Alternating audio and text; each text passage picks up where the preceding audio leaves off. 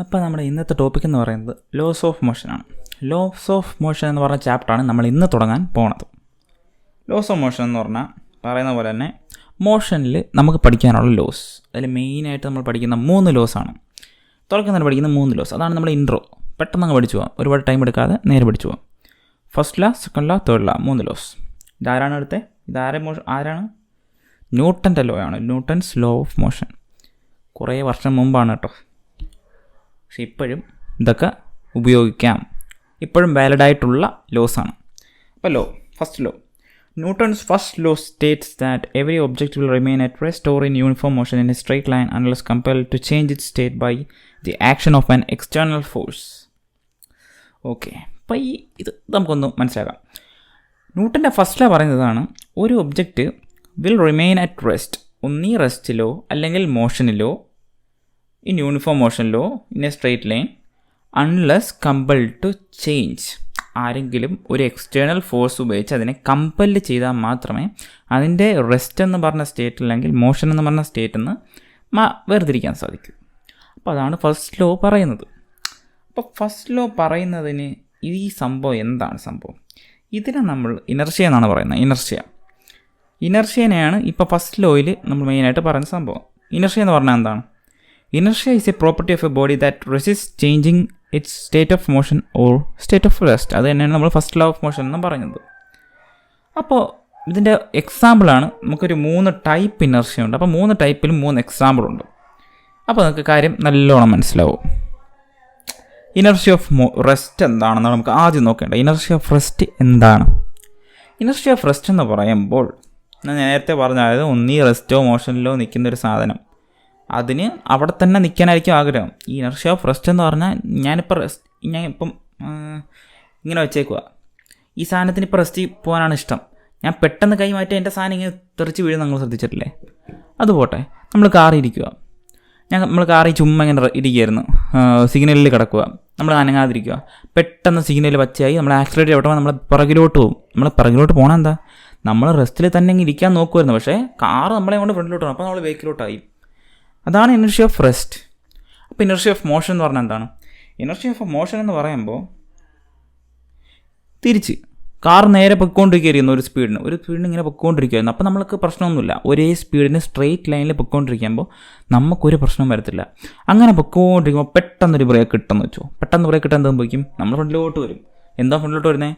നമ്മൾ മോഷനിലായിരുന്നു, പക്ഷേ external ഫോഴ്സായ car കാരണം നമ്മളെ നിർത്താൻ ശ്രമിക്കുന്നു. അപ്പം നമ്മളാണെങ്കിലോ മോഷനിലോട്ട് തന്നെ പോകുന്നു. അപ്പോൾ മോഷനിലോട്ട് പൊയ്ക്കൊണ്ടിരിക്കുന്നതുകൊണ്ട് നമ്മൾ ഫ്രണ്ടിലോട്ട് തന്നെ പോകുന്നു. അതാണ് അവിടെ സംഭവിക്കുന്നത്. അതിനെയാണ് ഇനർഷ്യ ഓഫ് മോഷൻ എന്ന് പറയുന്നത്. അപ്പോൾ ഇനർഷ്യ ഓഫ് മോഷനുമായി. ഇനി ഇനർഷ്യ ഓഫ് ഡയറക്ഷൻ. അപ്പോൾ ഇനർഷ്യ ഓഫ് ഡയറക്ഷൻ എന്ന് പറയുമ്പോഴത്തേക്കും സെയിം എക്സാമ്പിൾ, നമ്മൾ കാറിൽ ഒരേ സ്പീഡ് പൊയ്ക്കൊണ്ടിരിക്കുക, ഒരു ചേഞ്ചും ഇല്ല, നിർത്തുന്നതും ഇല്ല, ഒന്നും ചെയ്യുന്നില്ല. പക്ഷേ നിങ്ങളൊരു വളവ് വന്നപ്പോൾ വളച്ചു, സെയിം സ്പീഡിൽ തന്നെ വളച്ചെന്ന് വെച്ചോ, നിങ്ങൾ ആ ഡയറക്ഷൻ ചേഞ്ച് ചെയ്തു. ഡയറക്ഷൻ ചേഞ്ച് ചെയ്തപ്പോൾ എന്ത് സംഭവിച്ചു? ഡയറക്ഷൻ ചേഞ്ച് ചെയ്തപ്പോൾ നിങ്ങൾ ഇങ്ങോട്ട് ഇങ്ങനെ പോയി. അതെന്താണ്? നമ്മൾ നേരെ തന്നെ പോകാൻ നിൽക്കുകയായിരുന്നു, പക്ഷേ ഡയറക്ഷൻ ചെയ്യുന്നതുകൊണ്ട് നമ്മൾ അങ്ങോട്ട് തന്നെ പോകുന്നു. പക്ഷേ വേറൊരു എക്സ്റ്റേണൽ ഫോഴ്സ്, അതായത് കാറിൻ്റെ ആ ഒരു എക്സ്റ്റേണൽ ഫോഴ്സ് കാരണം നമ്മൾ അതിൻ്റെ കൂടെ വളയുന്നു. ഇതാണ് 3 എക്സാമ്പിൾ. സിമ്പിൾ, നിങ്ങൾ കാറിൽ ഇരുന്ന് പോകണം തന്നെ കാര്യം. ഇതിനെയാണ് സിമ്പിൾ ഫസ്റ്റ് ലോ ഓഫ് മോഷനിൽ മെയിനായിട്ട് പറയുന്നത്. നമുക്കപ്പോൾ സെക്കൻഡ് ലോ ഓഫ് മോഷനിലെത്താം. ഫസ്റ്റ് ലോ സിമ്പിളായിരുന്നു. സെക്കൻഡ് ലോ ഓഫ് മോഷൻ എന്താ? Net force acting on an object is directly proportional to the rate of change of linear momentum. ഒരു ഒബ്ജക്റ്റിൽ ആക്ട് ചെയ്യുന്ന നെറ്റ് ഫോഴ്സ് എന്ന് പറയുന്നത് ചേഞ്ച് ഓഫ് ലീനിയർ മൊമെൻറ്റത്തിന്, rate of change of linear മൊമെൻറ്റത്തിന് പ്രൊപ്പോർഷണലാണെന്നാണ് ഇവിടെ പറയുന്നത്. നോക്കാം. പ്രൊപ്പോർഷണൽ ഞാനിവിടെ ഒരു സംഭവം എഴുതി വെച്ചിട്ടുണ്ട്. പ്രൊപ്പോർഷണാലിറ്റി പി എന്ന് പറയുന്നതാണ് ലീനിയർ മൊമെൻറ്റം. ഓക്കെ, അപ്പോൾ ഇതിനെ നമുക്ക് ഈക്വൽ ടു ആക്കണമെങ്കിൽ എഫ് ഈക്വൽ ടു ഒരു constant into D P by D T എന്നാണ് എഴുതുന്നത്. ഈ കോൺസ്റ്റൻറ്റ്, ഒരു സാധനത്തിനെ പ്രൊപ്പോർഷണൽ ആക്കണമെങ്കിൽ നമ്മൾ അതിനൊരു കോൺസ്റ്റൻറ്റ് കൊണ്ട് മൾട്ടിപ്ലൈ ചെയ്യണമെന്ന് നമ്മൾ ഓരോ ഡെറിവേഷനിലും മനസ്സിലാക്കണം. കാരണം ഒരു പ്രൊപ്പോർഷണാലിറ്റി സൈൻ അത് മാറ്റണ്ടേ നമുക്ക്. അപ്പോൾ അത് മാറ്റണമെങ്കിൽ ഒരു കോൺസ്റ്റൻറ്റ് അവിടെ വേണമല്ലോ. ആ കോൺസ്റ്റൻ്റാണ് കെ. അപ്പോൾ ന്യൂട്ടൺ പറഞ്ഞ് കെ എന്ന് പറഞ്ഞാൽ 1 ആണ്, കെ ഈക്വൽ ടു 1 എന്ന് ന്യൂട്ടൺ പറഞ്ഞു വെച്ച്. ന്യൂട്ടൺ പറഞ്ഞാൽ നമുക്ക് പിന്നെ വല്ലതും പറയാൻ പറ്റും? ഒന്നും പറയാൻ പറ്റത്തില്ല. ന്യൂട്ടൺ പറഞ്ഞാൽ നമ്മൾ ഓക്കെ സാർ, എസ് സാർ എന്ന് പറഞ്ഞ് പൊക്കോളണം. അപ്പോൾ ന്യൂട്ടൺ പറഞ്ഞപ്പോൾ ഓക്കെ എന്ന് പറഞ്ഞ് നമ്മൾ എഫിനെ ആട്ടെ D P by D T എന്ന് നമ്മളങ്ങ് മനസ്സിലാക്കി. Okay, D P by D T ആണല്ലോ. dp/dt തന്നെ. നമ്മളൊരു ഒരു ഒരു എതിർക്കാനൊന്നും പോയില്ല, ഇത് തന്നെ സംഭവം. അപ്പോൾ ഈ സംഭവം എതിർക്കാൻ പോയില്ല. പക്ഷേ ഇതിനെ എങ്ങനെ നമ്മളെ കൊണ്ട് ഉറപ്പ് വരുത്തിപ്പിച്ചു? അതിനൊരു എക്സാമ്പിളാണ് ദാണ്ട ഞാനിവിടെ പറയുന്നത്. നമ്മൾ ഇവിടെ ഒരുത്തൻ എന്തൊക്കെയോ കാരണം എടുത്ത് ചാടി ചാവാൻ പോവുക. ഇങ്ങനെ ചാവാൻ പോയപ്പോഴത്തേക്ക് ഇങ്ങനെ എടുത്ത് ചാടിയപ്പോൾ ഇങ്ങനെ എടുത്ത് താഴെ ചാടി. അപ്പോൾ എന്താ സംഭവിക്കുന്നത്? ഇവിടെ ഒരു വെലോസിറ്റി ഉണ്ടല്ലേ, ഇവിടെ വെലോസിറ്റി ഇല്ലായിരുന്നു. പക്ഷേ ഇവിടെ വെലോസിറ്റി ഇല്ല, v = 0. പക്ഷെ ഇവിടെ v = ഒരു v', വെലോസിറ്റി v' ആണെന്ന് വെച്ചോ. പക്ഷേ നിങ്ങൾ ആ ഇൻസ്റ്റൻറ്റിൽ, ആ താഴെ എത്തുന്ന ആ ഒരു ഇൻസ്റ്റൻറ്റിൽ ഈ വെലോസിറ്റി = 0 ആണ്. അതായത് സഡൻ ചേഞ്ച് ഇൻ വെലോസിറ്റി, സഡനായിട്ട് വെലോസിറ്റി ചേഞ്ച് ചെയ്തു. Rate of change of velocity ഭയങ്കര കൂടുതലാണ്. കാരണം എന്താ? നമ്മുടെ ഫോഴ്സിൻ്റെ ഇക്വേഷൻ എന്ന് പറയുന്നത് dp/dt അല്ലേ, ആണല്ലോ. അപ്പോൾ പി എന്ന് പറയുന്നത് മൊമെൻറ്റത്തിൻ്റെ ഇക്വേഷൻ mv ആണ്. മാസ് ഇൻറ്റു വെലോസിറ്റിയാണ് മൊമെൻറ്റം. അത് നിങ്ങൾക്കറിയാവുന്ന വിശ്വസിക്കുന്നു, അറിയാമല്ലോ അല്ലേ. അപ്പോൾ ചേഞ്ച് ഇൻ dp എന്ന് പറയുമ്പോൾ m × dv അല്ലേ, ചേഞ്ച് ഇൻ വെലോസിറ്റി അല്ലേ. അപ്പോൾ ഇവിടെ ചേഞ്ച് ഇൻ വെലോസിറ്റി എത്രയാണ്? v' ആണ്. ഓക്കെ, v'. അപ്പം ചേഞ്ച് ഇൻ ടൈം എത്രയാണ്? ചേഞ്ച് ഇൻ ടൈം വളരെയധികമാണ്. ചേഞ്ച് ഇൻ ടൈം ഈ dt എന്ന് പറയുന്നത് ഭയങ്കര ചെറുതായിപ്പോയി. അപ്പം ഈ റേറ്റ് എന്ന് പറയുന്ന ഈ സാധനം, അതായത് ആക്ട് ചെയ്യുന്ന എക്സ്റ്റേണൽ ഫോഴ്സ് ഭയങ്കര കൂടുതലാണ്. കാരണം എന്താണ്? ഇവിടുത്തെ ചേഞ്ച് ഇൻ വെലോസിറ്റി അല്ലെങ്കിൽ rate of change of momentum വളരെ അധികമാണ്. ചെറിയ ടൈം ഇൻ്റർവെൽ പെട്ടെന്ന് വലിയൊരു വെലോസിറ്റി ചേഞ്ച് വരുത്തുന്നു. അതുകൊണ്ട് ഇയാൾ ഇവിടെ വീണ് ഒറ്റടി ടപ്പയെന്ന് പറഞ്ഞ് ചാവുന്നു. ഇവിടെ മരണത്തിൻ്റെ കാരണം വെലോസിറ്റി അല്ല. വെലോസിറ്റി കാരണം ആർക്കും ഒന്നും പറ്റത്തില്ല. പക്ഷേ വന്ന് ഇടിക്കുന്ന ഇമ്പാക്റ്റ് കാരണമാണ് ഒരാൾക്ക് എന്തെങ്കിലും സംഭവിക്കുന്നത്. ആ ഇമ്പാക്റ്റിൻ്റെ കാരണം എന്താണ്? അവിടെ സഡൻ ചേഞ്ച് ഇൻ മൊമെൻറ്റം സംഭവിച്ചാൽ വല്ലതും സംഭവിക്കും. അവിടെ സഡൻ ചേഞ്ച് ഇൻ മൊമെൻറ്റം സംഭവിക്കാതിരിക്കാൻ എന്ത് ചെയ്യണം? താഴെ ഒരു പഞ്ഞി വെച്ചിരുന്നാലോ, വലിയൊരു പഞ്ഞി വെച്ചിരുന്നാൽ ആ റേറ്റ് ഭയങ്കര കുറവല്ലേ. ഒരു പഞ്ഞിയിലിങ്ങനെ വന്ന് വീണ്, ആ പഞ്ഞിയിൽ നിന്ന് വീണ് താഴെ ആ വെലോസിറ്റി 0 ആവാൻ ഒരു ടൈം എടുക്കും. അപ്പം ആ ഒരു ഫോഴ്സ് എന്താ? ഭയങ്കര കുറയും. ഫോഴ്സിൻ്റെ റേറ്റ് കുറയും, ഈ ഫോഴ്സ് കുറയും. അതായത് rate of change of momentum കുറയും. അതൊരു എക്സാമ്പിൾ. പിന്നെ ഒരു എക്സാമ്പിൾ ഞാൻ പറയാം. ഇപ്പോൾ ഇതിൻ്റെ അത് എഴുതിയിട്ടില്ല, ഒരു എക്സാമ്പിൾ ഞാൻ പറയാം. ആ എക്സാമ്പിൾ പറയാം. നമ്മൾ ക്രിക്കറ്റ് കളിക്കുമ്പോഴത്തേക്ക് ബോൾ ക്യാച്ച് പിടിക്കുമ്പോൾ നമ്മളെ കൈ ഇങ്ങനെ ബോൾ ഇങ്ങനെ പിടിച്ചിട്ട് പിറകിലോട്ട് കൊണ്ടുപോകും. എന്തുകൊണ്ടാണ് പിറകിലോട്ട് കൊണ്ടുപോകണേ? ഇങ്ങനെ നിങ്ങൾ അവിടെ തന്നെ വെച്ചിരുന്നാൽ കൈ വേദന എടുക്കൂലേ? കാരണം എന്താ? അത് ഫോഴ്സാണ്, എക്സ്റ്റേണൽ ഫോഴ്സ് ആക്ടിങ്. അവിടെ rate of change of momentum വളരെ അധികം ആയതുകൊണ്ട് അവിടെ ഒരുപാട് ഫോഴ്സ് ഉണ്ടാവും. ഇത് വളരെ ഗ്രേറ്റർ ആയതുകൊണ്ട് ഫോഴ്സ് വളരെ കൂടുതലായിരിക്കും. അപ്പം നമ്മൾ അതിൻ്റെ ആ rate of change of momentum നമ്മൾ കുറയ്ക്കാൻ നോക്കുന്നത് എങ്ങനെ? നമ്മൾ പയ്യെ കൊണ്ടുവരും, ഇങ്ങനെ ബേക്കിലോട്ട് കൊണ്ടുവരും, ഇങ്ങനെ കൊണ്ടുവരും. അങ്ങനെ കൊണ്ടുവരുമ്പോൾ എന്താ? വെലോസിറ്റി ഇങ്ങനെ കുറഞ്ഞ് 0 ആവും. അത്രയേ ഉള്ളൂ. അതാണ് ഈ ഒരു സെക്കൻഡ് ലോവിൻ്റെ കോൺസെപ്റ്റ്. അപ്പോൾ അതിൻ്റെ ഒരു ഇക്വേഷൻ, അതിൻ്റെ ഒരു ജനറൽ ഫോം ഉണ്ട്. ആ ജനറൽ ഫോം നമുക്കൊന്ന് കണ്ടുപിടിക്കാനൊന്നുമില്ല. നമ്മുടെ ഇക്വേഷൻ തന്നെ F = dp/dt. പി എന്ന് പറഞ്ഞാൽ mv എന്നറിയാം, അത് നമുക്ക് അപ്ലൈ ചെയ്യാം. d × m × v/dt. അപ്പോൾ ഇതിനെ നമ്മൾ ഡിഫറൻഷ്യേറ്റ് ചെയ്യുമ്പോൾ എന്ത് കിട്ടും? m × dv/dt plus v × dm ആണ് കേട്ടോ, dm v × dm/dt. ഇത് ഡിഫറൻഷ്യേഷൻ്റെ ബേസിക്കാണ്. ഡിഫറൻഷ്യേഷനാണ്, വെറും ഡിഫറൻഷ്യേഷൻ. പ്രത്യേകിച്ച് വേറെ ഒരു സംഭവം ഞാൻ ചെയ്തിട്ടില്ല. ഇങ്ങനെയാണ് ഡിഫറൻഷ്യേഷൻ ചെയ്ത് കിട്ടുമ്പോൾ. അപ്പോൾ ഇതിനകത്തൊരു സംഭവം നിങ്ങൾ കണ്ടു, rate of change of mass. ഇതെന്ന് പറയുന്നത് നമ്മൾ ത്രസ്റ്റ് എന്ന് വിളിക്കും. എന്താണ് ത്രസ്റ്റ്? ഒരു മാസ് ചേഞ്ച് ചെയ്യുന്നു. നമ്മളിപ്പോൾ പറഞ്ഞ എക്സാമ്പിളിലൊന്നും മാസ് ചേഞ്ച് ചെയ്യുന്നില്ലല്ലോ. നമ്മൾ ക്യാച്ച് പിടിക്കുമ്പോഴും മാസ് ചേഞ്ച് ചെയ്യുന്നുണ്ടോ? ഇല്ല, അങ്ങനെ ചേഞ്ച് ചെയ്യില്ല. അപ്പോൾ ഇതെന്ന് പറയുന്നത് 0 ആണ്. പക്ഷേ ഇത് 0 അല്ലാത്തൊരു അവസ്ഥ എപ്പോഴൊക്കെയാണ്? കുറേ സ്ഥലത്ത് സംഭവിക്കാം. ഒന്നീ നമ്മൾ ഒരു മാസ് ആഡ് ചെയ്യുമ്പോഴോ അല്ലെങ്കിൽ മാസ് റിലീസ് ചെയ്യുമ്പോഴോ. അതിനൊരു എക്സാമ്പിളാണ് നമ്മൾ റോക്കറ്റ് ലോഞ്ചിങ്. നിങ്ങൾ റോക്കറ്റ് ഒരെണ്ണം ലോഞ്ച് ചെയ്യുമ്പോൾ എന്താ സംഭവിക്കുന്നത്? ഒരുപാട് മാസ് ഒരു റേറ്റിൽ മാസ് ഇങ്ങനെ താഴോട്ട് കളയുവാണ്, ഫ്യൂലും കാര്യങ്ങളൊക്കെ. ഇങ്ങനെ കളയുമ്പോഴത്തേക്ക് അവിടെ ഒരു ഫോഴ്സ് ഉണ്ടാകുന്നു.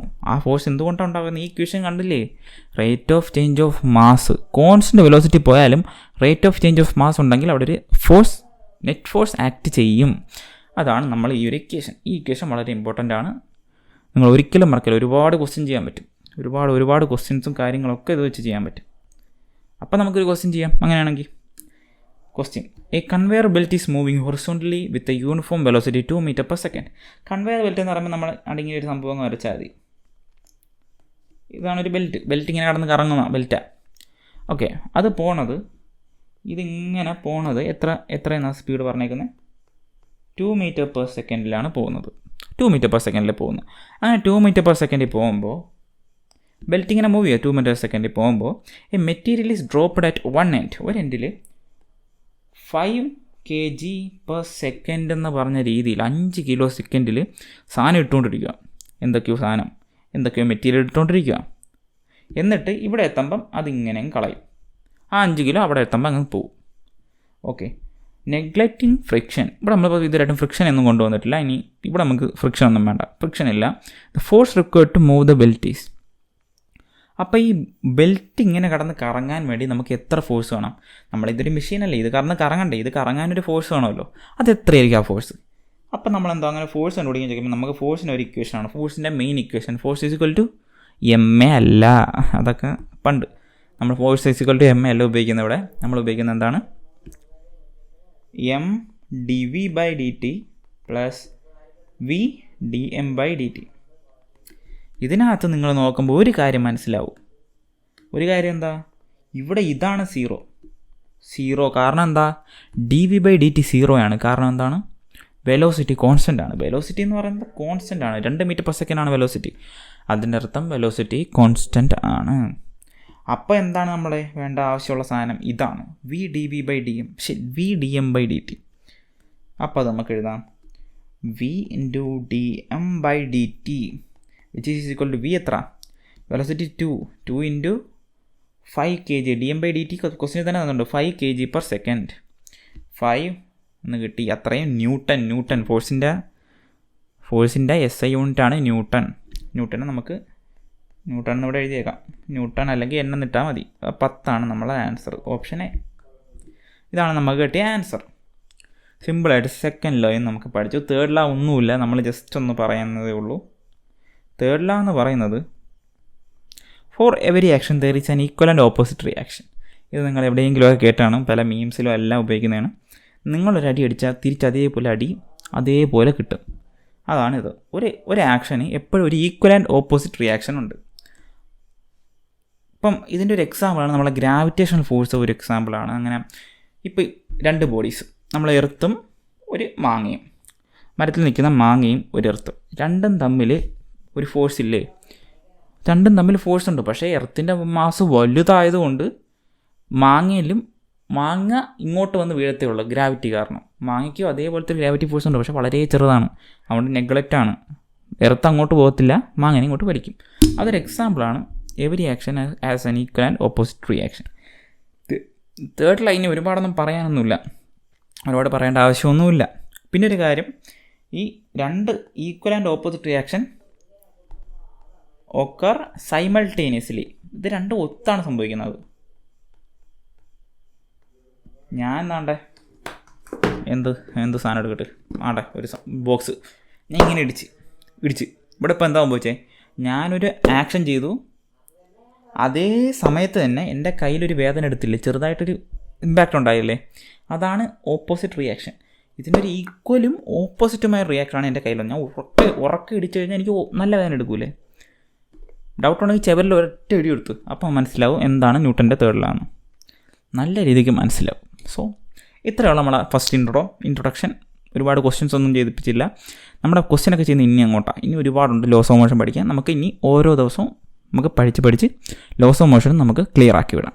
അപ്പോൾ ഓക്കെ, ബൈ.